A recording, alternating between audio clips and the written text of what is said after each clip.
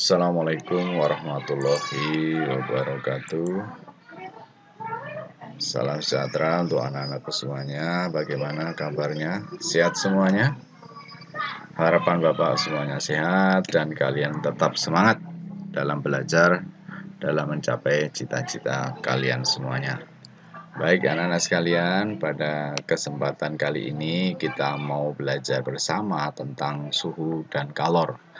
Kalau kemarin kita sudah bicara termometer, ada Kelvin, Reaumur, Rentgen, dan Fahrenheit. Nah, sekarang ini kita mau bicara suhu dan kalor. Ya. Kita lihat tujuan yang akan kita capai adalah memahami pengertian kalor dan 3 cara perpindahan kalor. Kemudian menghitung besarnya kalor. Yang keempat, mengidentifikasi perpindahan kalor dalam kehidupan sehari-hari. Dan tujuan terakhir adalah menentukan pengaruh kalor terhadap suhu dan wujud benda.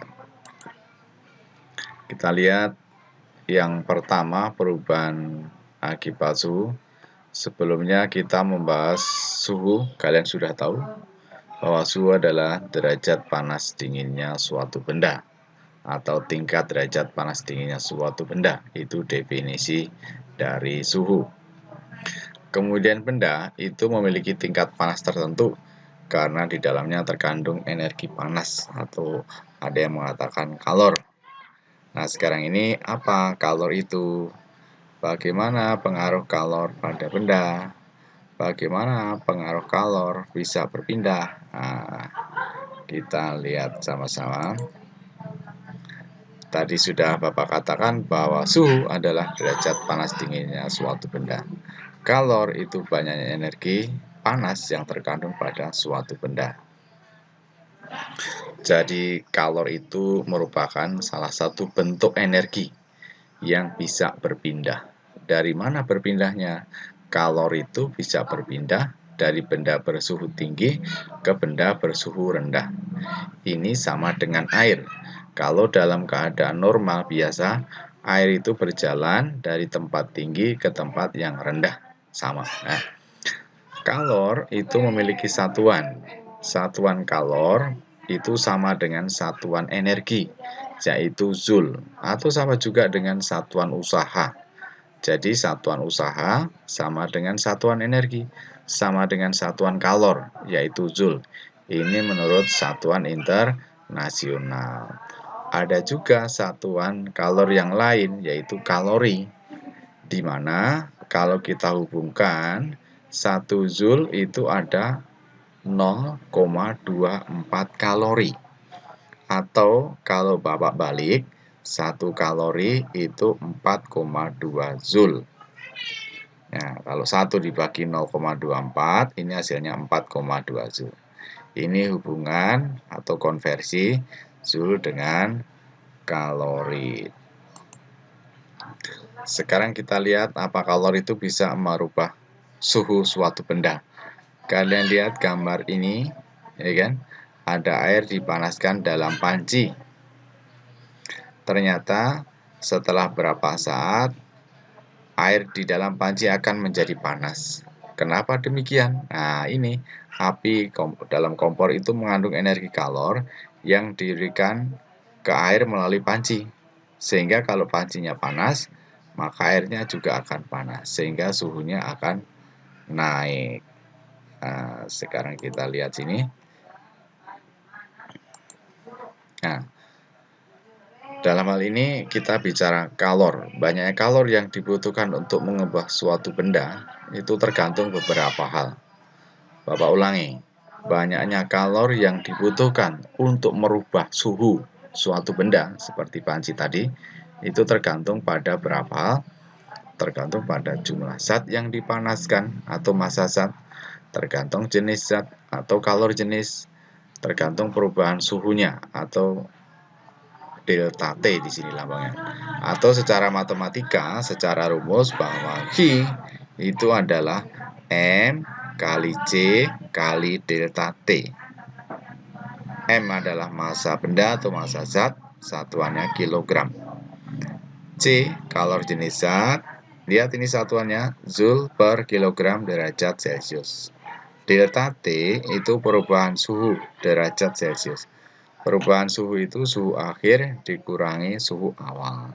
Jadi kalor yang dibutuhkan untuk merubah suatu benda dirumuskan M kali C kali delta T. Mungkin kalian bisa mengingat macet kan, supaya gampang kalian ingat ya. Oke, kita lihat contoh soal.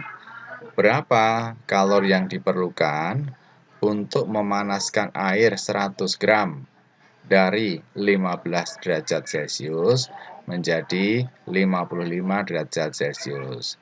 Diketahui kalor jenis air 4200 Joule per kilogram derajat Celcius. Dari ini gampang, Bapak yakin kalian bisa semua.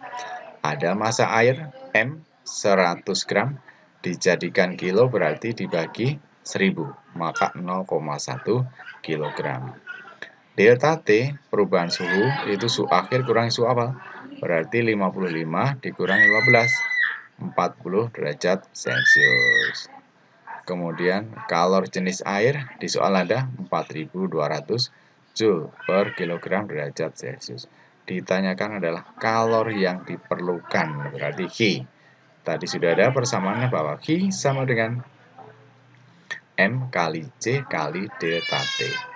M-nya kita ganti 0,1 kg, C-nya kita ganti 4200 Joule per kilogram derajat Celcius, delta T-nya 40 derajat Celcius. Sehingga kalau satuannya ini kilogramnya dicoret, derajat Celcius dicoret, tinggal Joule. Maka kalor yang diperlukan adalah kalau dikalikan 16.800 Joule. Oke, kita lihat contoh soal berikut. Berapa kalor yang dilepaskan 2 kg air jika suhunya turun dari 90 derajat Celcius menjadi 60 derajat Celcius. Kalor jenis besi 450 Joule per kilogram derajat Celcius. Dari soal ini diketahui bahwa massa 2 kg, kalor jenis 450, delta T 60 kurangi 90 min 30 derajat Celcius atau 30 derajat Celcius, berarti kalori yang dilepaskan berarti negatif nanti ya. 2 kali 450 kali 30, tinggal dikalikan. Contoh soal yang kedua. Kalor yang diperlukan untuk memanaskan sepotong aluminium dari suhu 30 derajat Celcius menjadi 1300 derajat Celcius sebanyak 1080 Joule. Jika kalor jenis aluminium 900 Joule per kilogram derajat Celcius, berapa massa aluminium? Ini hanya dibalik saja. Bapak yakin kalian bisa semuanya. Ini ada massanya, ada perubahan suhunya, ada kalor jenisnya, ada kalor yang diperlukan, ada, tinggal ditanyakan massanya. Tinggal merubah rumus hidup. Tidak ada yang susah. Oke, lanjut. Nah, perhatikan peristiwa berikut. Nah, di sini air dipanaskan hingga mendidih dan akan terbentuk uap air. Kenapa hal ini terjadi? Ini sudah biasa kita lihat dalam kehidupan sehari-hari. Nah, dalam hal ini kalor dari api terus diberikan sehingga air mendidih dan mengubah wujud air menjadi uap air pada titik didihnya. Sama, kalau kita masukkan air dalam freezer, kulkas, maka dia akan membeku. Mengapa bisa membeku? Dalam hal ini, air melepaskan kalor menjadi dingin dan membeku. Dari sini perubahan wujud dari air menjadi es padat. Ini biasa kita jumpai dalam kehidupan sehari-hari. Ini adalah alasannya. Oke, sekarang kita lihat dalam kehidupan sehari-hari. Kalau ini orang menjemur pakaian, ini menjadi kering. Kenapa? Ini menerima kalor dan air di dalam pakaian ini akan menguap sehingga akan jadi kering. Sama, es dalam gelas menjadi air atau mencair. Kenapa? Ini menerima kalor sehingga mencair. Agar-agar menjadi padat. Nah, di dalam hal ini agar-agar melepas kalor sehingga menjadi padat. Oke, sekarang kita lihat perubahan wujud, kalor mengubah wujud benda. Nah, banyaknya kalor yang dibutuhkan untuk mengubah wujud benda. Tadi yang pertama itu menaikkan suhu, ini untuk merubah wujud. Tergantung pada massa zat yang berubah wujud, M, bisa juga kalor laten. Kalor laten itu bisa kalor lebur dan kalor uap. Kalor laten itu kalor yang tidak kelihatan. Melebur itu perubahan wujud dari padat menjadi cair. Menguap itu perubahan wujud dari air menjadi uap. Nah, secara matematik kalau peleburan atau pembekuan, kalor yang diperlukan V sama dengan massa kali kalor lebur. M-nya adalah massa zat, L-nya adalah kalor lebur. Lihat satuannya di sini, joule per kilogram. Sementara untuk penguapan atau pengembunan, V sama dengan massa kali kalor uap. M-nya massa zat, kilogram satuannya. U-nya adalah kalor uap, joule per kilogram. Tidak ada masalah. Kalau kalor melebur namanya kalor yang diperlukan untuk melebur, kalor lebur. Kalor untuk menguap namanya kalor uap. Enggak masalah, semuanya gampang. Bapak yakin kalian bisa. Kita lihat contoh satu soal ini. Berapa kalor yang diperlukan untuk menguapkan 250 gram air pada titik didihnya? Di sini ada kalor uap air 2.270.000 joule per kilogram. Nah, diketahui massa air 250 gram, jadikan kilo berarti dibagi 1000, 0,25 kg. Kalor uap 2.270.000 joule per kilogram. Ditanyakan kalor untuk menguap, namanya kalor uap. Maka persamaannya adalah Q sama dengan M kali U, massa kali kalor uap. Massanya diganti 0,25, kalor uapnya diganti 2.270.000, sehingga ketemunya 567.500 joule. Ya, oke, tidak ada yang susah. Bapak yakin kalian semuanya bisa. Ini contoh soal ini, Bapak bacakan. Berapa kalor yang diperlukan untuk meleburkan 5 kg air dalam keadaan beku? Di sini S, ingat S itu zat padat. Jika kalor lebur S tersebut adalah 336.000 joule per kilogram. Ya, yang melebur itu S ya, bukan air. Nah, kita lihat di sini masanya 5 kg. Kalor leburnya 336.000.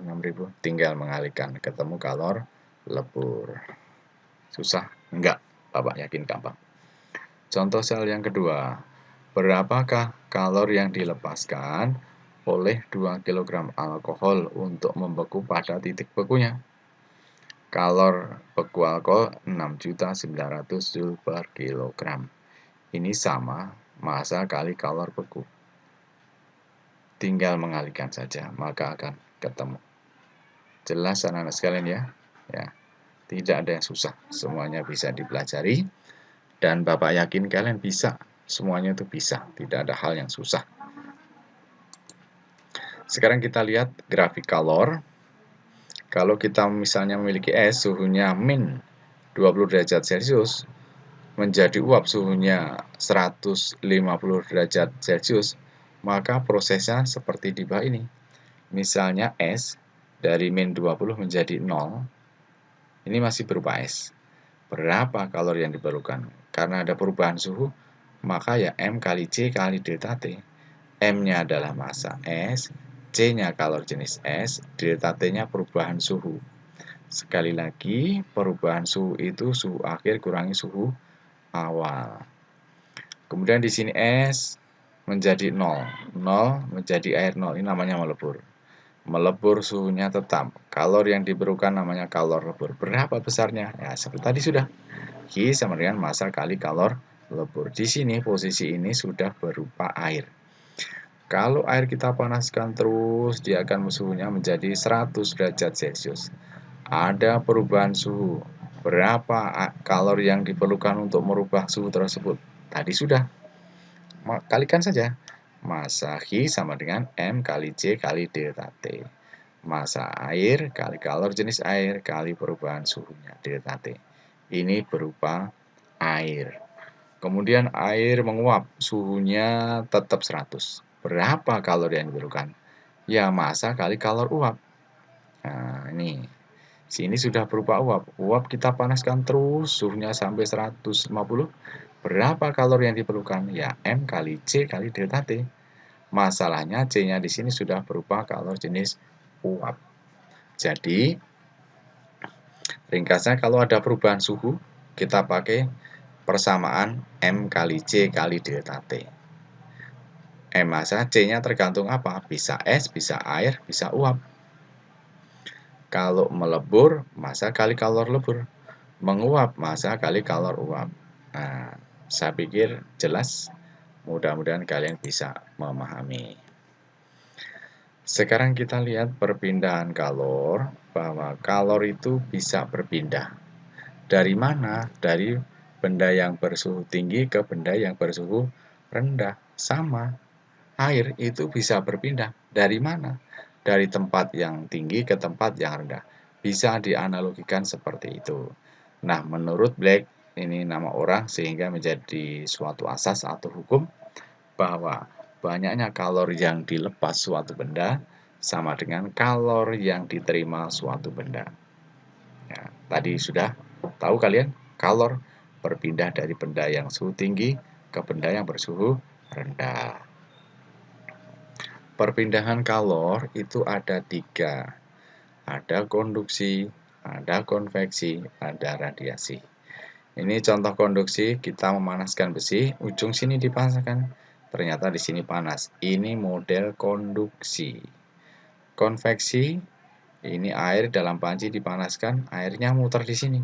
Ini model yang konveksi.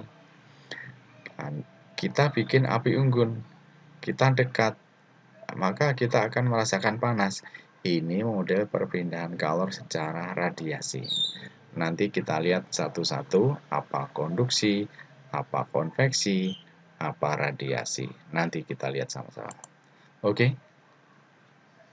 Kita lihat. Yang pertama adalah konduksi. Tadi sudah, kalau ada besi dipanaskan di sini pegang akan terasa panas. Di sini tidak ada perpindahan partikel, partikelnya tetap diam. Nah, hanya bergetar di tempat saja, tidak ikut berpindah.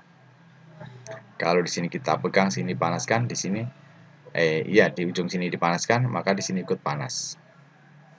Nah, ini ada konduksi, itu perpindahan kalor tanpa disertai perpindahan partikel tersebut. Nah, jadi partikelnya tidak ikut berpindah. Ini namanya konduksi. Perpindahan kalor ini biasanya terjadi pada zat padat untuk konduksi ini. Oke.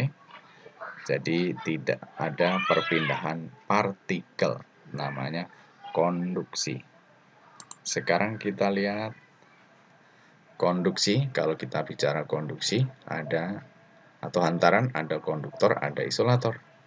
Bapak yakin di SD sudah, ini Bapak hanya memperjelas supaya kalian lebih paham, lebih mantap.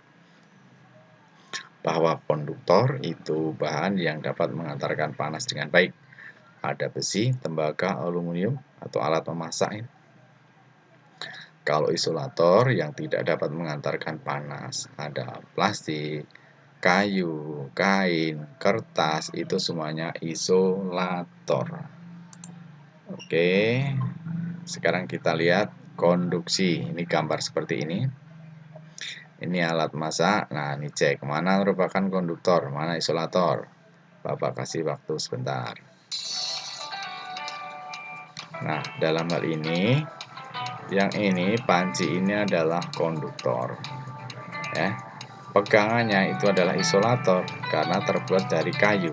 Ya, ini. Oke, bisa ya, nggak masalah. Sekarang kita masuk konveksi atau aliran. Misalnya kita memasak air, nah di sini berisi air kan. kita panaskan, maka air yang di bawah dipanaskan, tapi di atas juga terasa panas. Kenapa demikian? Nah, kita lihat ini, saat bagian mendapat kalor dari bawah, api, partikel air memuai, sehingga menjadi lebih ringan massa jenisnya dan bergerak naik, dan digantikan dengan partikel yang dingin dari bagian atas. Dengan cara ini, panas dari air bagian bawah berpindah bersama aliran air menuju bagian atas. Proses ini namanya konveksi. Jadi ringkasnya, di sini panas, naik, diisi dari yang di atas, muter gini. Ini model perpindahan kalor secara konveksi, atau aliran orang mengatakan. Jadi perpindahan kalor disertai dengan perpindahan partikel. Ini namanya konveksi. Biasanya terjadi pada saat cair dan saat gas. Kemudian kalau dalam kehidupan sehari-hari, ternyata terjadinya angin darat, terjadinya angin laut, itu adalah konveksi juga. Kita lihat sini, ini angin darat. Pada malam hari daratan lebih cepat dingin daripada lautan, saat padat ya, lebih cepat daripada air. Udara di atas lautan lebih hangat dan bergerak naik digantikan oleh udara dari daratan. Dengan demikian terjadilah angin darat. Nah, angin laut juga demikian. Ini peristiwa ini termasuk perpindahan kalor secara konveksi. Oke, kita masuk yang ketiga, perpindahan kalor secara radiasi atau pancaran. Banyak kejadian-kejadian sehari-hari yang berhubungan dengan radiasi. Misalnya pas kemah kita bikin api unggun, kita mendekat di sini akan terasa panas. Ini contoh radiasi. Atau telur penetas pakai mesin, kalau ini kita dekatkan di sini, ini lama panas. Ini namanya radiasi, contoh juga. Sama, waktu kita menjemur pakaian, ada sinar matahari, ya kan? Lihat, pakaian berwarna gelap lebih banyak menyerap radiasi kalor sehingga lebih cepat kering dibanding warna yang putih atau yang cerah. Ini contoh peristiwa radiasi dalam kehidupan sehari-hari. Contoh ini juga. Ini ada matahari, ini bumi kita. Nah, ini kan, lihat. Ini radiasi. Pada siang hari kalian akan merasakan panas dari matahari. Padahal antara matahari dan bumi tidak ada medium perantara atau mediumnya. Mengapa demikian? Nah, lihat. Di sini kalor juga terdapat di ruang hampa. Sehingga panas matahari bisa sampai ke bumi. Proses ini disebut radiasi. Ya, kita lihat bumi itu kan diliputi atmosfer. Makin ke atas lapisan udaranya itu makin sedikit, makin tipis. Bahkan di atas sana itu ruang hampa. Tapi ternyata sinar matahari sampai ke bumi. Berarti sinar matahari itu bisa menembus ruang hampa. Ini model perpindahan kalor radiasi. Sehingga radiasi perpindahan kalor tanpa memerlukan medium atau ruang hampa. Oke. Lanjut. Ini dalam kehidupan sehari-hari juga banyak sekali penerapan kalor dalam kehidupan sehari-hari ya. Ada termos, ternyata termos dengan susunannya yang bermacam-macam. Di situ ada perpindahan kalor secara radiasi. Untuk pencegahannya ada konveksi, ada konduksi segala ya. Jadi termos yang kecil itu ternyata susunannya seperti ini ya. Di situ ada karet penahan kaca, ada lapisan perak, ini menahan radiasi, ada sumbat berupa isolator, mencegah perpindahan kalor secara konduksi, dan seterusnya. Ini juga penerapan perpindahan kalor dalam kehidupan sehari-hari. Oke, ini ada tugas dari Bapak, coba kalian renungkan ya, masalah perpindahan kalor. Lihat, Bapak bacakan, Visi dan Ehsan sedang berada di dekat api unggun, tapi Visi berada di atas api unggun, sedangkan tangan Ehsan berada di samping unggun. Apakah Visi dan Ehsan merasakan panas yang sama? Menurut kalian, analisa kalian, sama nggak panasnya kira-kira ya? Jika tidak, siapa yang merasakan panas? Jelaskan jawabanmu. Nah, ini bisa kalian jawab Ya, kalian tag di WA, kemudian dikirim ke Bapak. Begitu? Mungkin untuk pertemuan kita di pagi ini Bapak cukupkan sekian. Silahkan kalian tetap belajar, jaga kesehatan, tetap pakai masker. Bapak ingin kalian semua sehat, sehingga kita bisa belajar, kalian bisa mencapai cita-cita apa yang kalian inginkan. Hanya itu yang Bapak sampaikan di pagi hari ini. Kurang lebihnya mohon maaf, Bapak akhiri.